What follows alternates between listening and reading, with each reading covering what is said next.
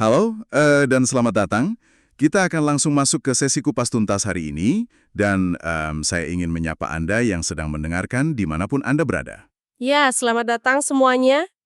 Anda telah mengirimkan kepada kami sebuah sumber materi yang jujur saja sangat menarik, karena sifatnya yang begitu personal. Maksud saya, biasanya kita membedah. Jurnal medis yang tebalnya ratusan halaman. Nah, tepat sekali.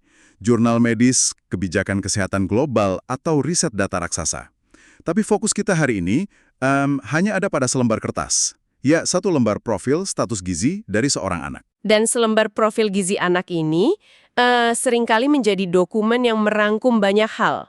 Maksud saya, di balik deretan angka dan kolom-kolom persentil itu, ada sebuah narasi hidup.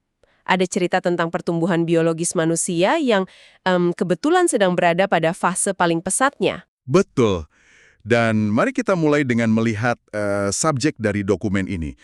Berdasarkan data yang Anda bagikan kepada kami, kita sedang melihat profil seorang bayi laki-laki. Namanya Ahmad Fulan. Oke. Ahmad ini lahir pada tanggal 9 Februari 2024. Dan saat data ini diambil, usianya tercatat sebagai 11 bulan. Atau kalau kita mau melihat tingkat presisi pencatatan medis di dokumen ini, usianya ditulis 0 tahun, 10 bulan, dan 23 hari. Detail spesifik hingga hitungan hari itu, ya itu selalu muncul di catatan pediatrik. Dan itu bukan tanpa alasan. Oh ya? Kenapa harus sedetail itu? Karena pada tahun pertama kehidupan manusia, kecepatan pertumbuhannya itu bersifat eksponensial.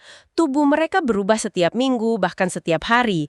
Jadi, metrik kesehatan tidak bisa hanya menggunakan patokan kasar seperti 11 bulan secara umum. Saya paham. Itu poin yang sangat masuk akal.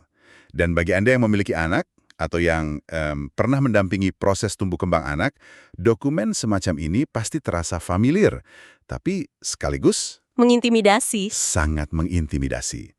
Anda melihat kertas berisi persentil, lalu ada indeks singkatan yang membingungkan, angka desimal, dan tanpa sadar Anda mulai bertanya-tanya, apakah angka ini normal? Apakah anak saya sehat? Itu reaksi yang sangat wajar.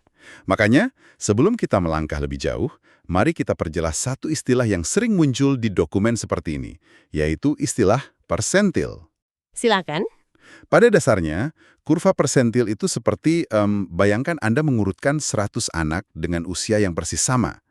Anda bariskan mereka dari yang ukurannya paling kecil sampai yang paling besar. Benar. Nah, jika seorang anak berada di persentil ke-50, berarti posisinya tepat di tengah-tengah barisan tersebut.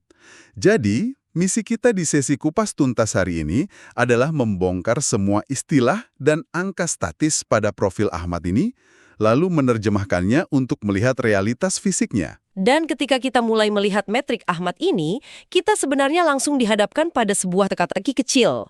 Teka-teki bagaimana maksudnya? Ada dinamika angka di dalam laporannya yang seolah-olah saling bertentangan. Ini akan menjadi contoh kasus yang sangat ideal untuk memahami bagaimana sistem penilaian kesehatan bekerja pada skala yang sangat mikro. Oke, ini mulai menarik.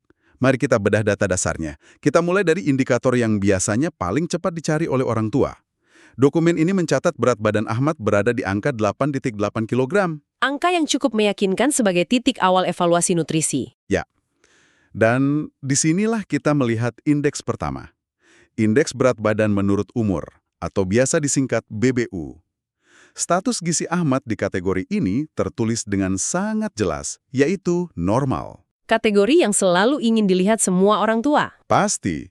Rentang berat ideal untuk bayi laki-laki seusianya, menurut standar yang digunakan di sini, membentang dari 7,6 kg hingga 10,5 kg. Dan angka 8,8 kg milik Ahmad ini duduk dengan sangat nyaman di tengah-tengah batas tersebut. Betul sekali. Maksud saya, dia tidak berada di ambang batas bawah. Dan dia juga tidak berimpitan dengan batas atas.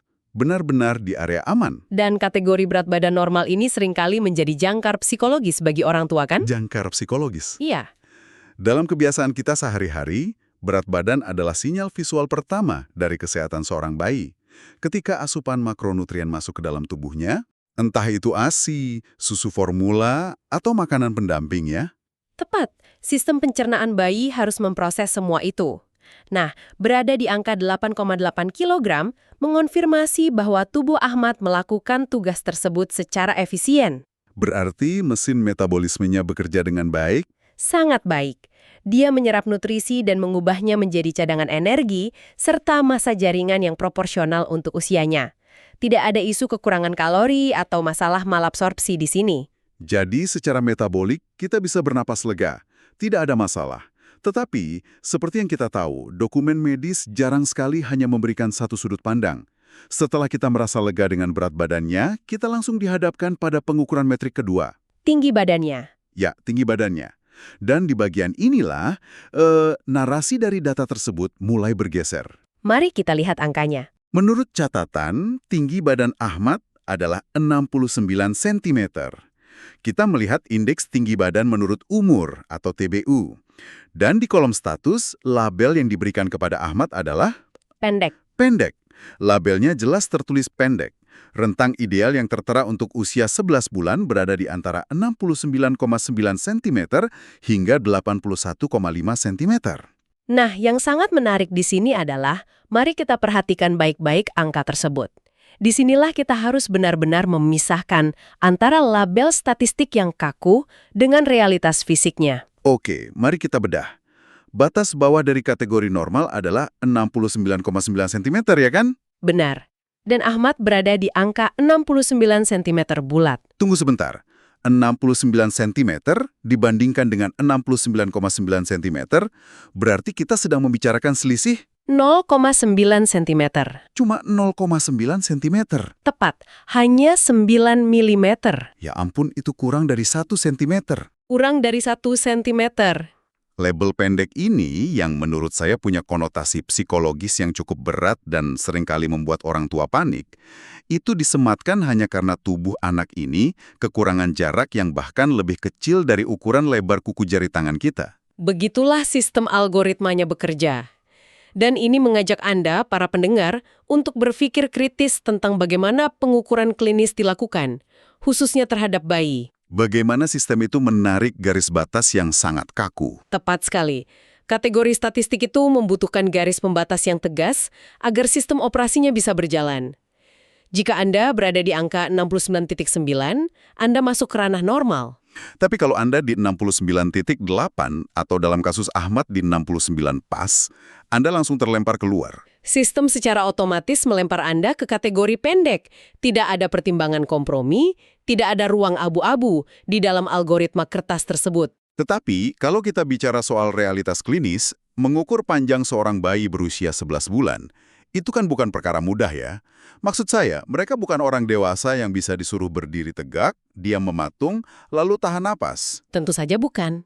Bayi usia 11 bulan itu bergerak, menendang, menangis, dan secara alami, refleks mereka seringkali membuat lutut mereka sedikit menekuk ke atas kan? Betul.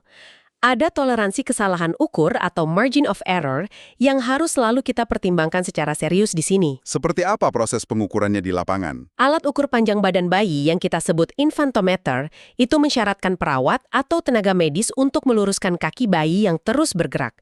Kepalanya harus menempel di satu ujung papan dan telapak kakinya harus ditekan tegak lurus di ujung papan yang lain. Itu terdengar seperti gulat dengan bayi. Seringkali memang begitu. Dan tahukah Anda, tarikan yang sedikit saja kurang kuat pada lutut bayi, itu bisa dengan sangat mudah memakan ruang 5 hingga 10 mm. Jadi selisih 9 mm tadi bisa dengan mudah hilang hanya karena lututnya sedikit menekuk. Sangat bisa.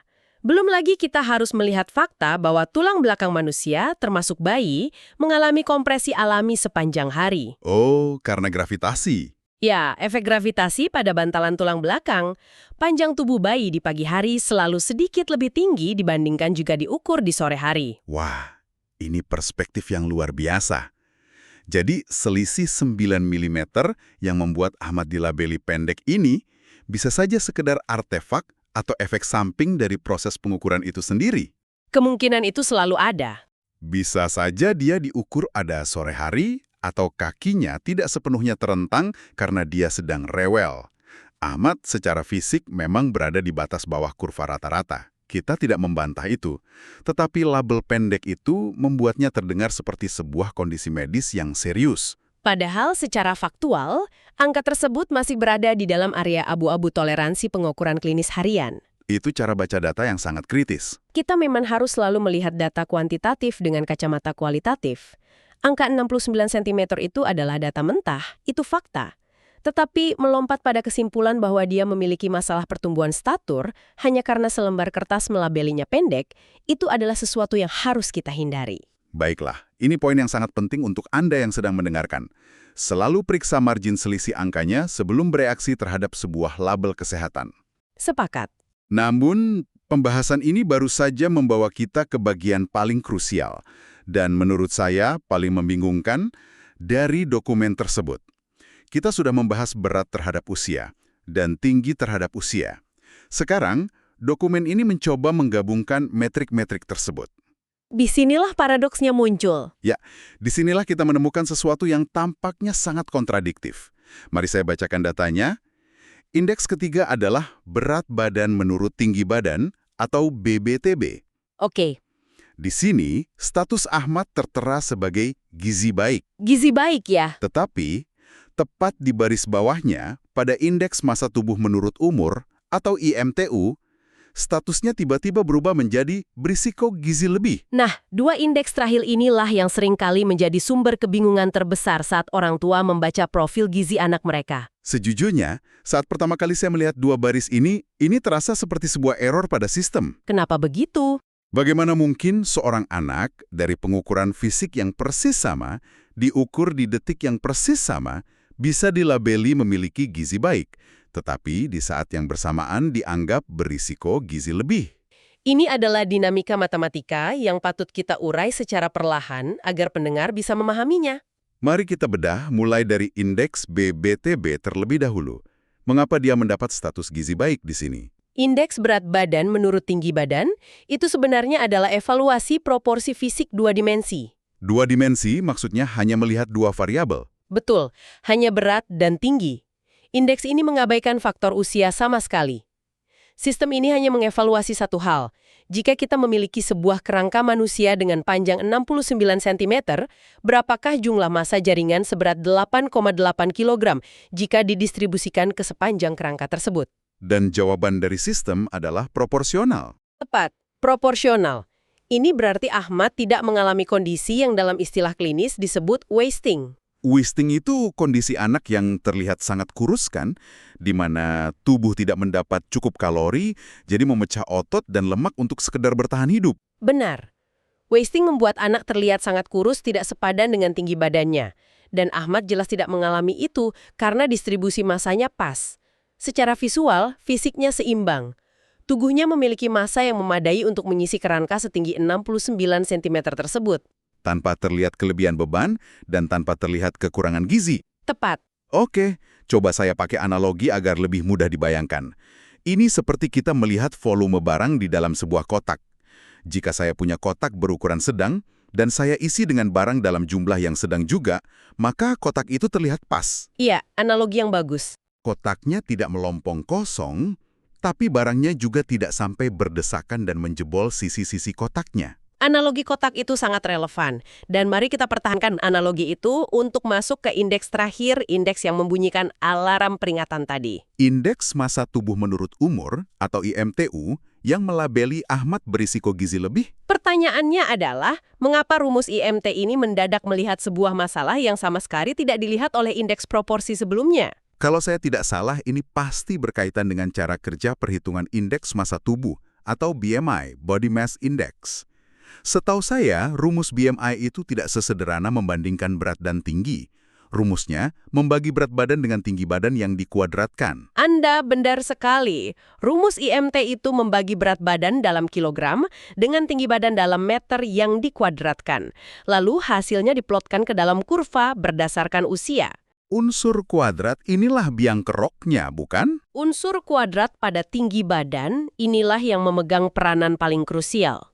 Dalam dunia matematika, setiap kali Anda memiliki sebuah angka sebagai pembagi dan angka itu dikuadratkan, maka rumus tersebut menjadi teramat sensitif terhadap perubahan kecil pada angka pembagi tersebut. Mari kita aplikasikan rumitnya matematika ini ke kasus nyata Ahmad. Berat badannya 8,8 kilogram. Ini adalah angka rata-rata yang sangat normal untuk bayi usia 11 bulan. Betul. Tetapi, tinggi badannya yang 69 cm tadi berada di bawah angka rata-rata yang diharapkan untuk usianya. Nah, karena Ahmad memiliki tinggi yang kurang dari rata-rata seusianya, maka angka pembagi dalam rumus IMT-nya menjadi lebih kecil dari yang seharusnya. Dan karena pembaginya kecil, lalu dikuadratkan pula. Ketika berat badan yang normal yaitu 8 kg 800 gram dibagi dengan angka tinggi badan yang telah menyusut secara kuadrat tersebut, hasil matematis akhirnya melonjak tajam ke atas. Angka densitas yang dihasilkan menjadi jauh lebih besar dari sekedar pembagian proporsional dua dimensi biasa. Wow! Kembali ke analogi kotak tadi, kalau kita punya barang yang jumlahnya normal atau rata-rata untuk porsi usia 11 bulan, tapi kita memaksakan memasukkan barang-barang normal tersebut ke dalam sebuah kotak yang ukurannya sedikit lebih pendek dari biasanya. Apa yang terjadi pada isi kotaknya? Isi kotak itu akan menjadi jauh lebih padat. Barangnya tidak berlebih, tapi karena wadahnya kecil, kepadatannya meningkat. Persis, tubuh Ahmad beroperasi dengan mekanika kepadatan tersebut. Karena panjang badannya defisit 9 mm dari standar, algoritma perhitungan massa tubuh menganggap proporsi kepadatan tubuhnya meningkat drastis. Padahal berat badannya tidak berlebihan sama sekali. Tidak berlebih, tetapi karena tertampung dalam wadah atau rangka yang secara statistik sedikit lebih pendek, nilai kepadatan massanya menyentuh ambang batas atas dari kurva peringatan IMT untuk anak seusianya. Dan itulah yang memicu algoritma di atas kertas untuk menyalakan lampu kuning dan memberikan label berisiko gizi lebih, karena rumus tersebut melihat rasio kepadatan yang meninggi. Tapi kita juga perlu menggarisbawahi pilihan kata pada dokumen tersebut. Labelnya adalah berisiko, bukan obesitas, dan bukan gizi lebih. Ada kata berisiko di depannya. Itu perbedaan yang penting. Sangat penting, ini adalah mekanisme lampu kuning dari sistem metrik pediatrik. Sistem ini dirancang untuk mendeteksi tren ke depan. Maksudnya seperti peringatan dini. Ya, jika berat badan Ahmad terus bertambah dengan kecepatan yang konsisten tinggi, sementara laju pertumbuhan tinggi badannya tertinggal, maka kepadatannya suatu hari nanti mungkin benar-benar melampaui batas wajar. Saat ini, dia murni hanya berada di area peringatan dini. Kalau kita memikirkannya lagi dari awal, ini membawa kita kembali ke angka 9 mm di awal tadi. Selalu kembali ke sana. Kalau rumus IMT ini sebegitu sensitifnya terhadap selisih yang kurang dari 1 cm, apakah ini metrik yang benar-benar bisa diandalkan untuk bayi usia 11 bulan? Maksud saya, kenapa praktisi kesehatan di seluruh dunia tetap menggunakannya jika metrik ini sangat rentan terhadap margin kesalahan pengukuran harian? Itu pertanyaan yang sangat valid dan sering ditanyakan. Praktisi kesehatan menggunakan keempat indeks ini secara bersamaan justru karena mereka sadar tidak ada satupun alat ukur tunggal yang sempurna. Jadi mereka sengaja membandingkannya. Sistem ini mengandalkan proses triangulasi data. Jika seorang dokter hanya melihat metrik IMTU, mereka mungkin akan panik dan langsung menyuruh orang tua mengurangi asupan gizi anak karena khawatir risiko obesitas. Dan itu bisa sangat berbahaya. Sebaliknya, jika mereka hanya melihat metrik tinggi badan, mereka mungkin akan langsung mendiagnosis stunting atau hambatan pertumbuhan kronis. Padahal, dengan melihat secara keseluruhan seperti yang baru saja kita lakukan, kita bisa melihat bahwa mengurangi nutrisi Ahmad itu justru berpotensi merugikan pertumbuhannya. Jelas merugikan. Karena secara proporsi langsung antara berat dan panjang badannya, statusnya adalah gizi baik. Tubuhnya membutuhkan bahan bakar tersebut. Interaksi antar data ini benar-benar dirancang untuk memberikan gambaran 3 dimensi. Tepat sekali. Dalam kasus Ahmad, data gabungan yang saling silang ini mengindikasikan bahwa dia adalah anak yang tergolong padat, asupan gizinya cukup, dan dia mungkin saja berada pada kurva pertumbuhan statur yang sedikit lebih lambat. Yang mana kelambatan itu sepenuhnya bisa jadi merupakan variasi genetik yang normal. Sangat mungkin. Variasi genetik wajar bukan sebuah patologi medis atau penyakit. Ini benar-benar menunjukkan kepada kita mengapa kita tidak boleh membaca satu baris data saja, lalu langsung mengambil kesimpulan sepihak. Coba kita berandai-andai sejenak. Boleh? Katakanlah pada saat ditimbang dan diukur hari itu, Ahmad menggeliat hebat.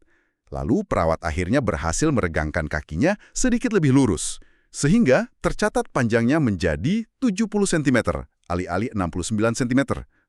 Apa dampak matematisnya terhadap dokumen kertas ini? Perubahannya akan luar biasa signifikan pada tingkat narasi medisnya. Jarak 1 cm tambahan itu akan mendorong metrik tinggi badan menurut umurnya melewati batas 69,9 cm. Berarti status pendeknya akan hilang. Otomatis berubah menjadi normal. Luar biasa. Dan bagaimana untuk indeks IMT-nya yang menyalakan alarm peringatan tadi? Nah, karena angka pembaginya, yaitu tinggi badan, bertambah besar, maka hasil akhir dari perhitungan kepadatan massa tubuhnya akan menyusut ke bawah. Kepadatannya berkurang di atas kertas. Betul. Status berisiko gizi lebih yang menakutkan itu kemungkinan besar akan bergeser turun dan masuk kembali ke dalam spektrum normal atau proporsional. Jadi, hanya dengan tambahan tarikan pada kaki sepanjang 10 mm, keseluruhan profil risiko yang menegangkan di atas kertas ini bisa lenyap begitu saja. Lenyap tak berbekas. Wow! Hal ini benar-benar memaksa kita untuk menyadari betapa cair dan rapuhnya interpretasi dari sebuah dokumen yang sekilas terlihat sangat kaku dan absolut. Algoritma statistik memang selalu membutuhkan batas-batas yang absolut untuk bisa mengkategorikan populasi dalam jumlah besar. Tetapi biologi dari satu individu manusia, Khususnya bayi yang tubuhnya berkembang setiap jam, ya, mereka tidak akan pernah tunduk pada batas absolut matematika tersebut. Itulah esensi sesungguhnya dari observasi klinis yang baik. Data kuantitatif di atas kertas harus selalu dihubungkan kembali dengan observasi kualitatif terhadap keseharian anak tersebut. baik, kita sudah membedah sangat banyak lapisan dari selembar dokumen ini. Mari kita rangkum apa yang telah kita temukan hari ini untuk Anda yang mendengarkan. Silakan. Kita memulai sesi kupas tuntas ini dengan melihat profil Ahmad Fulan, bayi laki-laki berusia 11 bulan. Kita menemukan bahwa asupan energinya berfungsi dengan sangat optimal, tercermin dari berat badannya yang mencapai 8,8 kg, yang duduk aman di rentang normal. Dan sebagai pondasi, angka ini memastikan bahwa proses pertumbuhannya saat ini disokong oleh sumber daya kalori yang mencukupi. Selanjutnya, kita menganalisis data tinggi badannya yang tercatat 69 cm. Sistem memberikan label pendek. Namun melalui pembedahan data, Anda kini memahami bahwa label tersebut muncul dari defisit matematis sebesar 9 mm saja. Sebuah selisih mikroskopis yang berada tepat di tengah area rentang dari kesalahan pengukuran fisik harian bayi. Yang kemudian menjelaskan akar dari paradoks yang muncul di akhir dokumen. Benar. Kombinasi dari berat badan yang normal dan rangka tubuh yang secara statistik dianggap berada di batas bawah menghasilkan bentuk fisik yang secara matematis padat. Secara rasio 2 dimensi, berat berbanding panjang badannya mencerminkan gizi baik. Namun, saat faktor usia dan rumus kuadratik dari indeks massa tubuh dilibatkan, kepadatan fisik ini terbaca oleh algoritma sebagai sinyal kuning yang menghasilkan label berisiko gizi lebih. Pada akhirnya, semua indeks ini bukanlah vonis mati yang berdiri sendiri, melainkan sebuah orkestra metrik yang mencoba mendeskripsikan dinamika tubuh anak yang sedang berkembang pesat. Profil ini hanyalah sebuah potret sesaat ya, bukan sebuah ramalan mutlak tentang masa depannya. Sangat setuju. Untuk Anda yang telah membagikan profil ini kepada kami, dan untuk semua pendengar yang kerap menghadapi dokumen semacam ini setelah pulang dari klinik, kami harap penelusuran kita hari ini memberikan Anda ketenangan. Angka-angka ini adalah alat bantu, bukan hakim atas kualitas pengasuhan Anda. Angka adalah kompas, bukan destinasinya. Tepat. Namun sebelum kita menutup sesi ini, ada satu hal yang terus mengusik pikiran saya saat kita membahas betapa kakunya sistem metrik ini. Ada observasi lebih jauh yang Anda tangkap dari diskusi kita? Ya, jika kita melihat kembali ke belakang, sejarah peradaban manusia ini panjang sekali. Selama ribuan tahun, para orang tua mengevaluasi kesehatan anak-anak mereka murni secara intuitif. Mengandalkan pengamatan langsung? Mereka melihat apakah mata anak mereka berbinar cerah, apakah kulitnya elastis, apakah mereka merespons lingkungan dengan baik, punya energi untuk bermain tanpa henti, dan apakah napas mereka teratur saat tertidur lelap.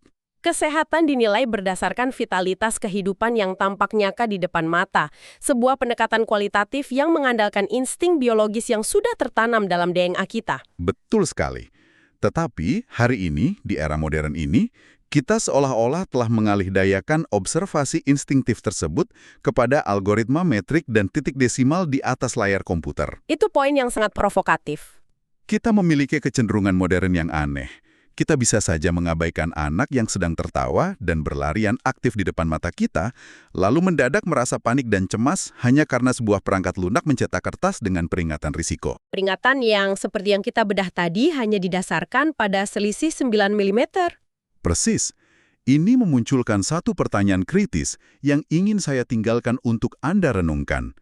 Dalam usaha kita yang sangat gigih untuk mengukur segala sesuatu secara presisi menggunakan teknologi, apakah kita justru mulai kehilangan koneksi intuitif kita dalam mengenali kesehatan fundamental dari sesama manusia? Apakah kita telah sampai pada titik di mana kita lebih mempercayai tabel matematika yang kaku daripada realitas biologis yang berdiri hidup dan bernapas di hadapan kita? Ini benar-benar sebuah pergeseran paradigma tentang bagaimana kita mendefinisikan apa arti kata sehat di era modern. Dan itu adalah sesuatu yang sangat patut Anda renungkan malam ini. Jangan pernah biarkan sederet algoritma komputer membutakan Anda dari kenyataan fisik yang Anda lihat, sentuh, dan rasakan setiap hari. Terima kasih kepada Anda yang sudah menyimak sesi kupas tuntas hari ini dengan penuh antusiasme. Teruslah membaca data di sekitar Anda dengan teliti dan jangan ragu untuk melihat lebih dalam dari sekedar angka-angka di atas kertas. Sampai jumpa di penelusuran informasi kita yang berikutnya.